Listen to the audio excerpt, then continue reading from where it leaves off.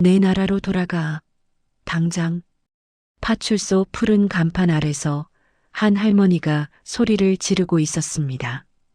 70이 넘은 시어머니의 손이 베트남에서 온 며느리의 팔을 세게 움켜쥐었어요.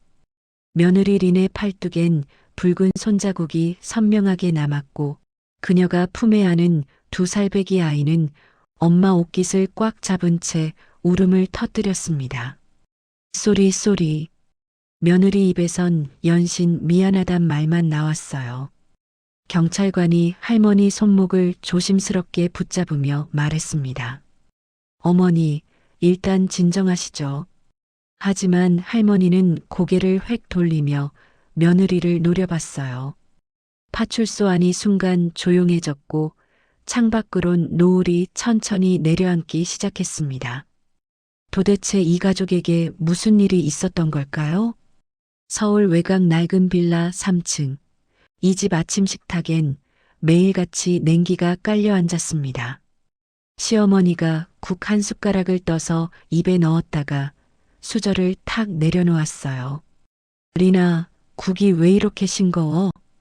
맞은편에 앉은 며느리의 손이 소금통을 향해 움직였다 멈춰 섰습니다. 말 사이사이 정적만 흐르고 국그릇 속 미역 조각들만 천천히 가라앉았어요. 중간에 앉은 아들 준호는 국만 후루룩 마시며 아무 말도 하지 않았습니다. 며느리 옆엔 2살배기 민재가 김치를 손으로 집어들었다 놓았다 하고 있었어요. 얘는 또 왜 이렇게 안 먹어? 베트남에선 애들한테 밥 먹는 것도 안 가르쳐? 며느리의 어깨가 움찔했습니다. 반찬 접시 하나가 식탁 모서리에 부딪히며 작은 소리를 냈어요. 여러분 집 식탁은 어떤가요? 따뜻한가요? 아니면 이 집처럼 차가운가요? 그날은 토요일이었어요. 아들은 회사 특근으로 나가고 집엔 시어머니와 며느리 그리고 민재만 남았습니다. 시장 가서 장 좀 봐와. 배추, 무, 멸치. 시어머니는 종이에 적힌 글자를 손가락으로 짚어가며 3번이나 읽어줬어요. 며느리는 민재를 아기띠에 메고 신발을 신으며 종이를 한 번 더 들여다봤습니다. 현관문이 닫혔어요. 시어머니는 거실로 돌아와 텔레비전을 켰습니다. 1시간쯤 지났을 때 전화벨이 울렸어요. 여보세요? 뭐라고? 길을 잃었다고? 전화기 너머론 시장 사람들 목소리만 섞여 들어왔고 민재 우는 소리가 어렴풋이 들렸습니다. 시어머니는 전화를 끊고 신발을 신으며 현관문을 박차고 나갔어요. 가슴이 쿵쾅쿵쾅 뛰었습니다. 화가 나는지 걱정이 되는지 본인도 구분이 안 됐어요. 애가 다치기라도 하면 시장 근처 파출소 앞에 도착했을 때 며느리는 민재를 품에 안고 경찰 앞에 서 있었습니다. 집, 아이 로스트.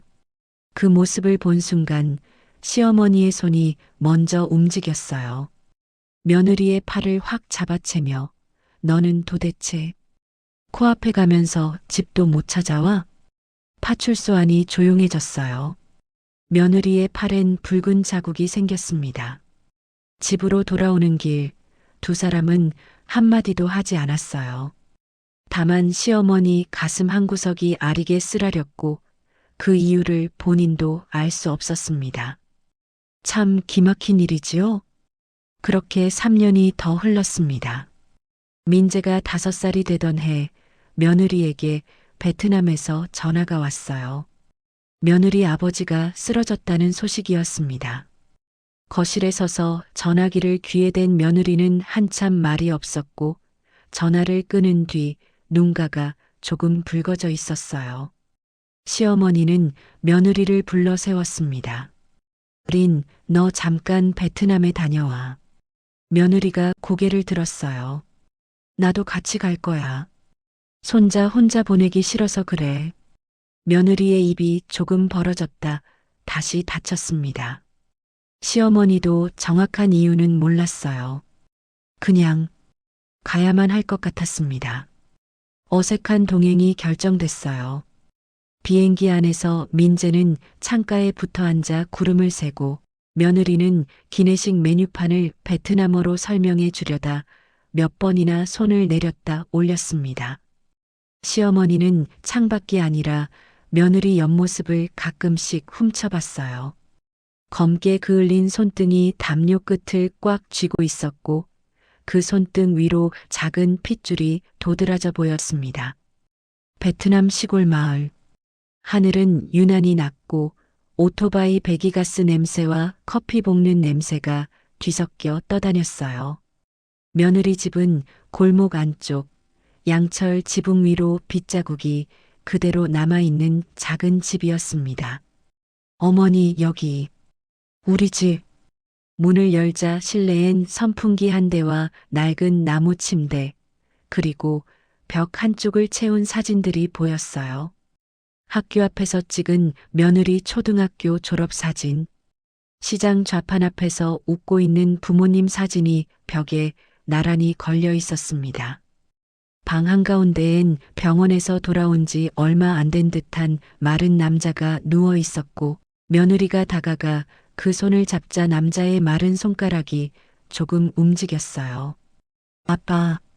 며느리 어머니는 허리를 90도로 굽혀 시어머니에게 인사했습니다. 코리아. 땡큐. 땡큐. 제대로 발음되지도 않는 한국말이 떨리는 목소리에 섞여 나왔어요. 시어머니는 한 걸음 뒤로 물러서며 손사래를 쳤습니다. 뭐라 말을 해야 할지 몰랐어요. 가슴 한구석이 먹먹하게 조여왔습니다. 여러분도 이런 경험 있으신가요? 말은 안 통하지만 마음은 통하는 그런 순간 말이에요. 며느리 친정어머니가 찻잔을 채워줬고 찻잔 안에서 설탕이 천천히 녹아내렸어요. 시어머니는 안방 한쪽 구석에서 집에서 보던 상자 하나를 발견했습니다.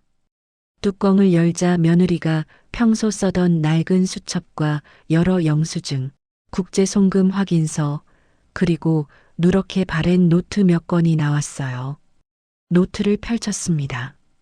날짜와 금액이 꼼꼼하게 적혀 있었고 그 옆엔 한국 돈으로 환산한 금액까지 적혀 있었어요. 아빠 수술비 50만 원, 동생 대학 등록금 120만 원, 엄마 약값 30만 원. 각 줄마다 며느리 필적으로 적혀 있었습니다. 5년간의 기록, 빼곡한 숫자들. 시어머니 손이 노트 위에서 멈췄어요. 며느리 친정어머니가 그 상자를 품에 안듯이 끌어안으며 말했습니다.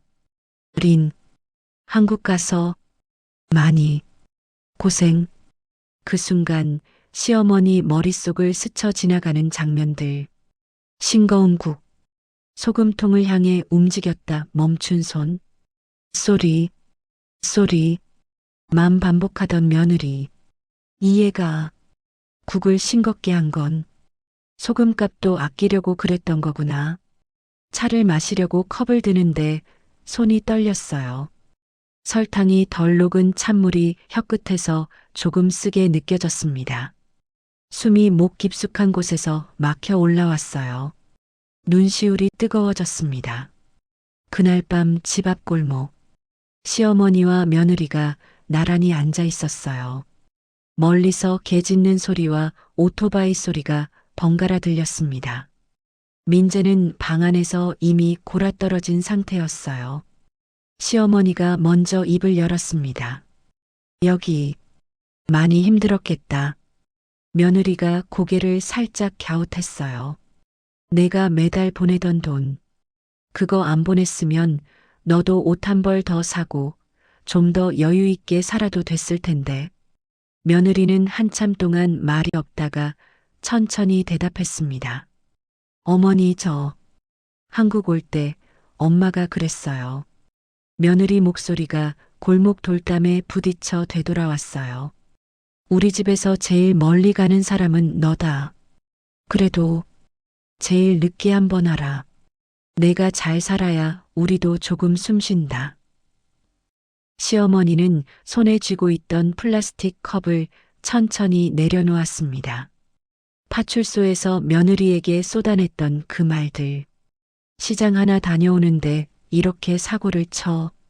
네 나라로 당장 돌아가. 그 말이 이번엔 시어머니 자신에게 돌아오는 것 같았어요. 골목 위로 천천히 밤바람이 불어왔고 시어머니 손이 무릎 위에서 조금 떨렸습니다. 며느리가 조용히 덧붙였어요. 엄마가 또 그랬어요. 한국 가면 시어머니가 진짜 엄마다. 그 집에서 딸처럼 잘 살아라. 근데 저 딸은 못 됐어요. 며느리 눈가에 눈물이 맺혔습니다. 시어머니는 며느리 어깨를 바라봤어요. 5년 동안 한 번도 안아주지 않았던 그 어깨, 손을 뻗으려다 멈췄습니다. 아직은 조금 어색했어요. 대신 조용히 말했습니다. 미안하다. 그 짧은 말 한마디가 골목 돌담에 부딪혀 메아리 쳤습니다. 여러분도 누군가에게 하지 못한 말이 있나요? 아직 늦지 않았어요.